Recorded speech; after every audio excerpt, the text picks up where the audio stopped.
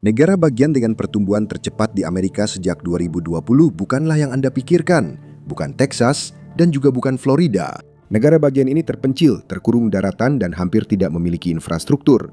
Seharusnya tidak mengalami pertumbuhan sama sekali. Namun populasinya justru tumbuh 10% hanya dalam 5 tahun. Negara bagian lain juga mengalami peningkatan yang tidak masuk akal.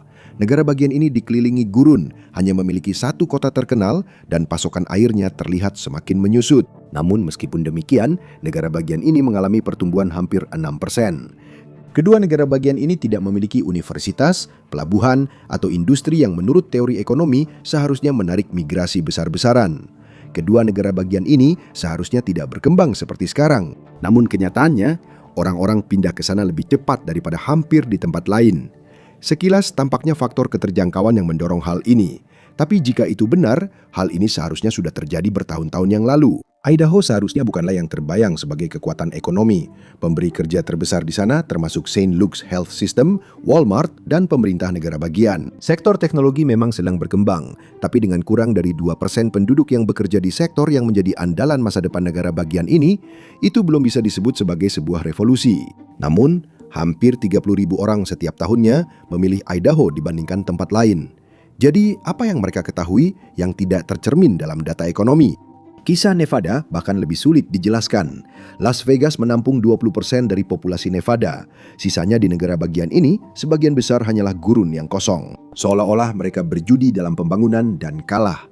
Secara logika, Idaho dan Nevada seharusnya tidak mengalami pertumbuhan sebesar ini. Las Vegas hanya berkembang karena menjadi surga bagi berbagai aktivitas maksiat yang tidak bisa dinikmati orang di tempat lain.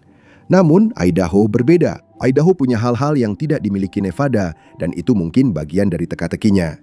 Salah satu keunggulan tersembunyi Idaho terletak di dataran Sungai Snake. Ini adalah lahan pertanian subur yang menghasilkan sepertiga kentang Amerika dan sebagian besar ikan trout hasil budidaya.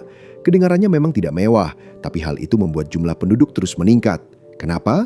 Jawabannya adalah tanah kosong yang murah dan rumah yang lebih terjangkau. Harga rumah median di Idaho adalah $478.000 pada Februari 2026.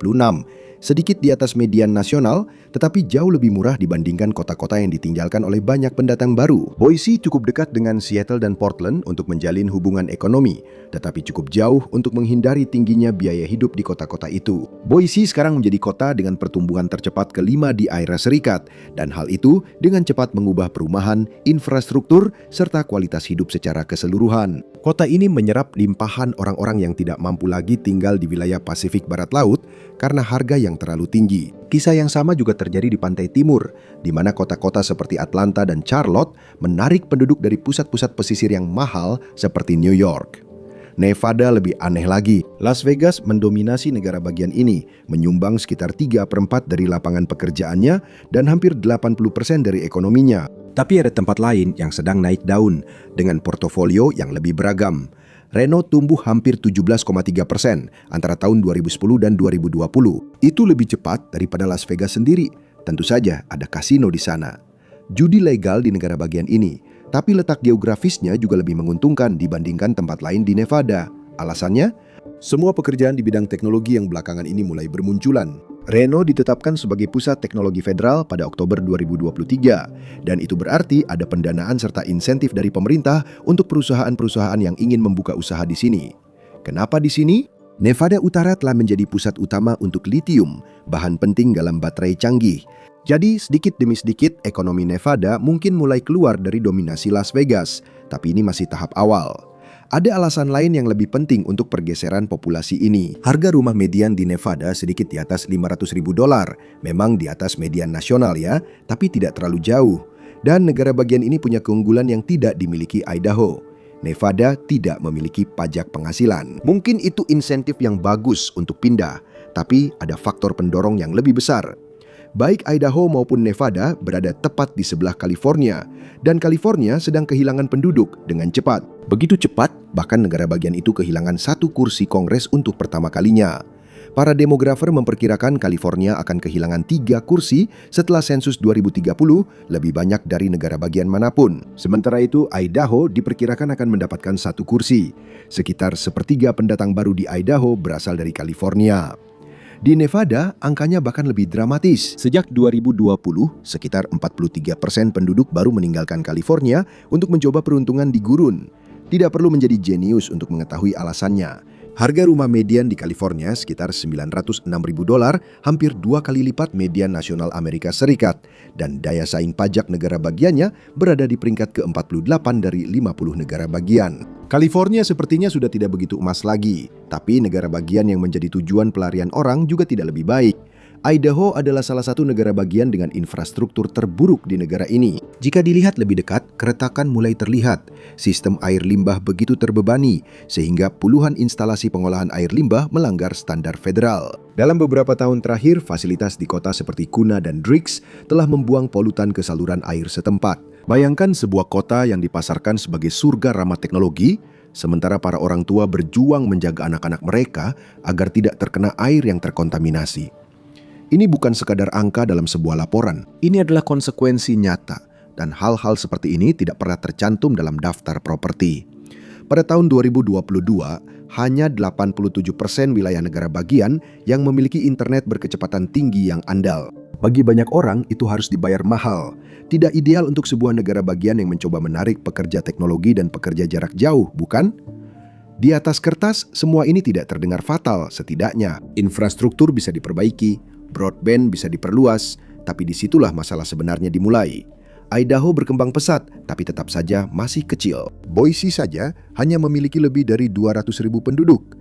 Hanya 3 kota yang penduduknya melebihi 100.000. Lonjakan populasi terjadi lebih cepat daripada kemampuan negara bagian untuk mengimbanginya secara realistis, dan itu menjadi masalah. Infrastruktur bergantung pada basis pajak yang luas. Dengan begitu sedikit orang yang menanggung biaya, lonjakan populasi yang cepat melampaui kemampuan negara bagian untuk mendanai layanan yang dijanjikannya. Jadi Idaho akhirnya berada dalam posisi yang aneh. Negara bagian ini tumbuh seperti tujuan utama, tetapi beroperasi seperti negara bagian pedesaan. Basis pajaknya tidak cukup besar untuk membiayai semua kebutuhan akibat pertumbuhan tersebut.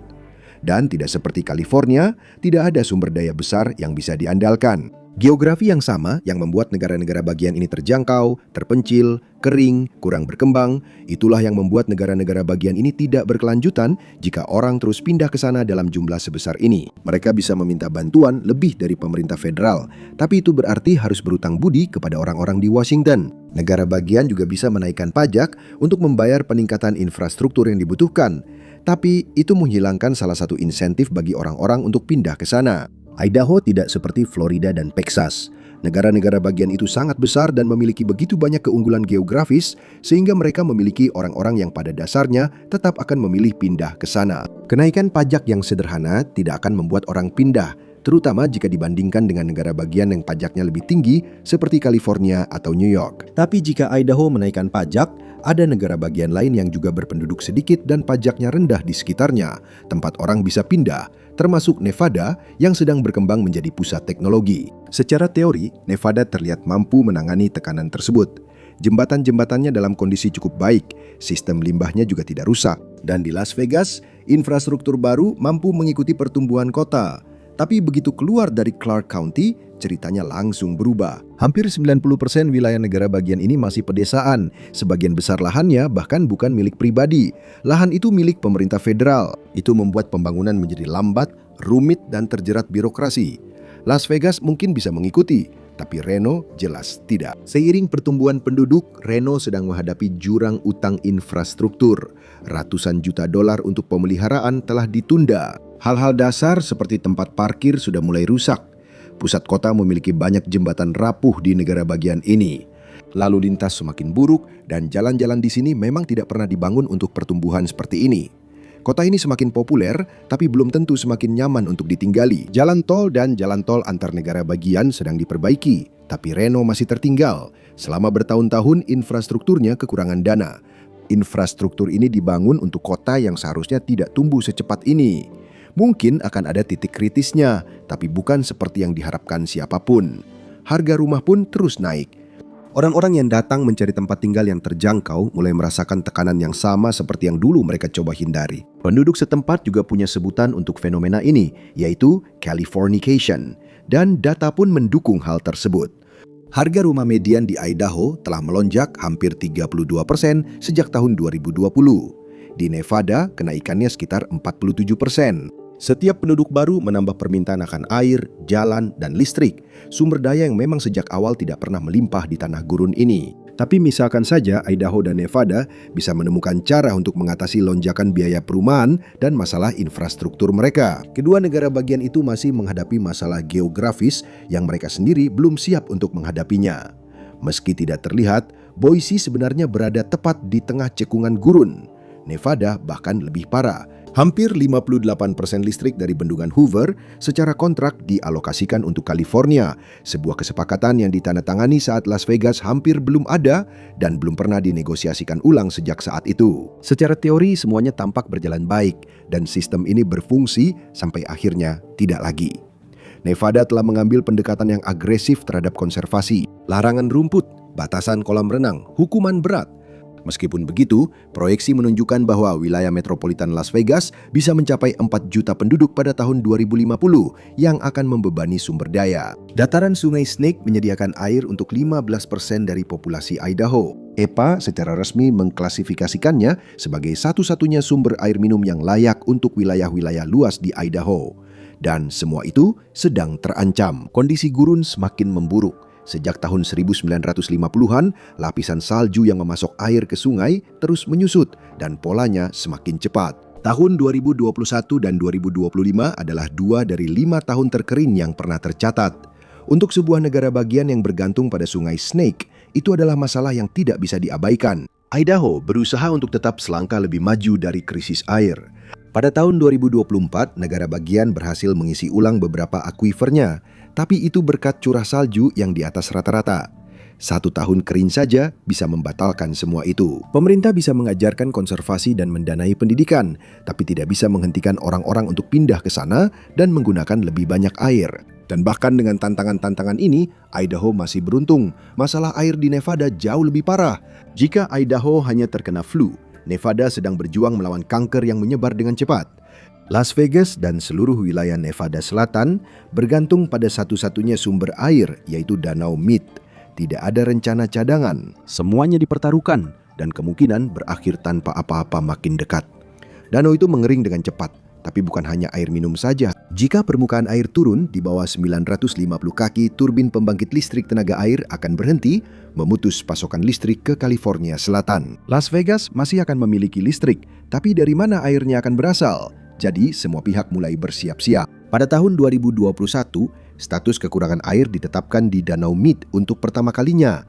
Biro Reklamasi bahkan harus mengajukan permintaan darurat untuk mencegah tingkat air turun lebih jauh lagi. Namun, orang-orang terus berdatangan, membebani setiap tetes air. Nevada sudah memiliki salah satu program konservasi air paling agresif di negara ini. Antara tahun 2002 dan 2025, penggunaan air per kapita turun 58%, bahkan dengan masuknya penduduk baru. Bagaimana mereka bisa melakukannya? Dengan menghilangkan rumput dari area tertentu, Nevada telah menghemat 203 miliar galon air sejak tahun 1999.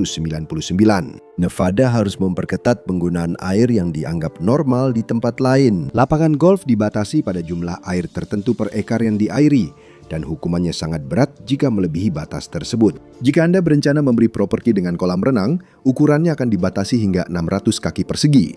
Dan halaman rumput telah dilarang untuk rumah baru di Nevada Selatan sejak Desember 2021. Namun jika pola migrasi terus berlanjut, upaya-upaya ini mungkin tetap tidak akan cukup. Bahkan aturan yang paling ketat pun tidak bisa mengimbangi pertumbuhan yang terus-menerus dan tekanannya semakin cepat meningkat. Jadi, aturan air itu akan menjadi lebih ketat lagi dalam waktu dekat. Harus begitu, tidak ada cara lain. Negara-negara bagian ini bukan menang karena mereka lebih kuat. Mereka menang karena masalah orang lain pindah ke sini. Dan sekarang, konsekuensinya mulai terasa. Terima kasih sudah bergabung bersama saya hari ini. Saya harap Anda menikmati videonya. Dan jika Anda ingin melihat lebih banyak video seperti ini, silakan pertimbangkan untuk berlangganan dan aktifkan notifikasinya. Itu benar-benar sangat membantu. Terima kasih sekali lagi dan sampai jumpa lagi di Matpak.